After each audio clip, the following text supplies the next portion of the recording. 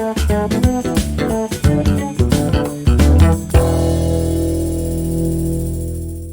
दोस्तों, welcome back to my channel फीसी पाठशाला।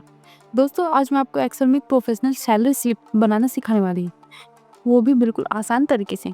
अगर आप स्टूडेंट हैं या जॉब करते हैं या फिर एक्सेल सीख रहे हैं तो ये वीडियो आपके लिए बहुत ही यूज़फुल होने वाली है। मैं सच कह रही हूँ, इस वीडियो को देखने के बाद आप सोचोगे कि कितना सिंपल है सैलरी स्लिप बनाना।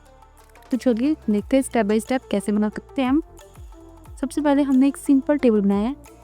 यहाँ पर हमने ऐसा number, employees name, basic salary ये सब दिए हैं। अब हम इसी बेसिक सैलरी से बाकी अलाउंस और नेट सैलरी निकालेंगे। चलिए देखते हैं कैसी। सबसे पहले नंबर आता है डीए का। डीए का मतलब होता है डियरनेस अलाउंस। असल में इसका मतलब होता है महंगाई भत्ता। कंपनी में जो एम्प्लॉयज़ काम करते हैं तो उनको बढ़ती हुई महंगाई के कारण ये डियरनेस अलाउंस दिया जाता है। चलिए अब हम आपको दिखाते हैं कि कैसे निकालेंगे।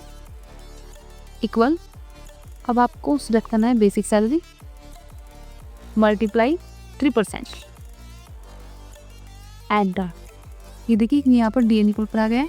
अब इस पर डबल क्लिक कर दीजिए। अब नंबर आता है टीए का। टीए यानी ट्रैवल अलाउंस। ये अलाउंस एम्प्लॉयज़ को उनके ट्रैवल खर्चे जैसे ऑफिस आने जाने के लिए दिया जाता है। इससे ट्रांसपोर्टेशन की कॉस्ट मैनेज करने में मदद मिलती है। आपको तो पता ही है आने जाने में कितना टाइम वेस्ट होता है और कितना खर्चा होता है। तो अगर वे ऐसे आने जाने में खर्चे करते रहे तो उनकी तो सारी सैलरी उन्हीं पर लग जाएगी ना। तो इसलिए कंपनी उनके प्रॉफिट के लिए उन्हें ट्रैवल अलाउंस देती है।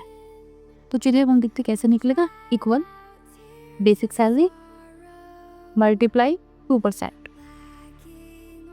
एंटर कर दीजिए। यहाँ पर निकल कर आ गया है टीए। अब इस पर डबल क्लिक कर दीजिए। अब नंबर आता है एचआरए का। मैंने यहाँ पर इन सभी की फुल फॉर्म दी हुई है। यहाँ पर सबसे इम्पोर्टेंट अलाउंस है एचआरए यानी होम रेंट अलाउंस। एचआरए का फ़ायदा ये होता है कि जो एम्प्लॉयज़ किराए पर रहते हैं उन्हें घर का रेंट देने में मदद मिलती है। कुछ लोग ऐसे भी होते हैं जिनके घर पर किराया बहुत ज़्यादा होता है और वो उतना अफोर्ड नहीं कर पाते कि वो घर का किराया दे सकें।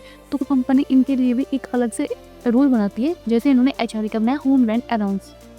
चलिए देखते हैं इसको हम कैसे करेंगे। Equal basic salary multiply 5%। Enter कर दीजिए। ये देखिए यहाँ पर एचआरए निकल कर आ गया है। Double click. अब आती है ग्रोस सैलरी। ग्रोस सैलरी निकालना बहुत सिंपल है। इसमें हमको ऐड करना होता है। देखते हैं कैसे। इक्वल सम। अब आपको बेसिक सैलरी से एचआरए तक सब कुछ ऐड कर देना है। And bracket and enter. ये देखिए यहाँ पर ग्रोस सैलरी निकल कर आ गई है। अब इसको डबल क्लिक कर दीजिए। ये देखिए। अब इसके बाद नंबर आता है पीएफ का, मतलब प्रोविडेंट फंड। पीएफ फ्यूचर के लिए सेविंग्स की तरह होता है। ये आपकी सैलरी से कटता है, लेकिन जब आप रिटायर हो जाते हैं, आपके रिटायरमेंट के बाद या फिर जब भी आपको ज़रूरत पड़ती है, ज़रूरत के समय आपको ये प्रोविडेंट फंड मिलता है। तो हम यहाँ पर अपनी तरफ से पीएफ दे लेते हैं। अब नंबर आता है नेट सैलरी का, जो एम्प्लॉयज़ को लास्ट में यहाँ पर मिलती है। चलिए देखते हैं कैसे निकाल सकते हैं।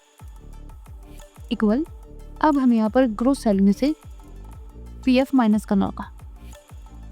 एंटर कर दीजिए। ये देखिए ये हमारी नेट सैलरी निकल कर आ गई है। अब यहाँ पर डबल क्लिक कर लीजिए। तो दोस्तों, अब आपने सीखा कि एक्सेल में सैलरी स्लिप कैसे बनाते हैं और डीए, टीए, एचआरए का मतलब क्या होता है, वो क्या इनका फ़ायदा होता है। आपने देखा डीए क्या होता है, जो एम्प्लॉयज़ को महंगाई को देखते हुए दिया जाता है। आपने टीए भी देखा। टीए होता है ट्रैवल अलाउंस। ये रहा ट्रैवल अलाउंस, मतलब एम्प्लॉयज़ को ऑफिस तक आने जाने में जो खर्चा होता है वो भी कंपनी देती है। उसके बाद आता है एचआरए, मतलब होम रेंट अलाउंस। कुछ एम्प्लॉयज़ ऐसे भी होते हैं जो अपने घर का किराया तक नहीं दे पाते या फिर अफोर्ड नहीं कर पाते। कंपनी अपने एम्प्लॉयज़ के फ़ायदे के लिए भी कुछ ना कुछ सोच के रखती है। आपने डीए पढ़ लिया, टीए पढ़ लिया, एचआरए पढ़ लिया और ग्रोस सैलरी आपको पता है कैसे निकली। ये सब ऐड करके ग्रोस सैलरी निकली है। उसके बाद हमने ग्रोस सैलरी में से पीएफ को माइनस किया, तब जाकर हमारे पास नेट सैलरी आ गई।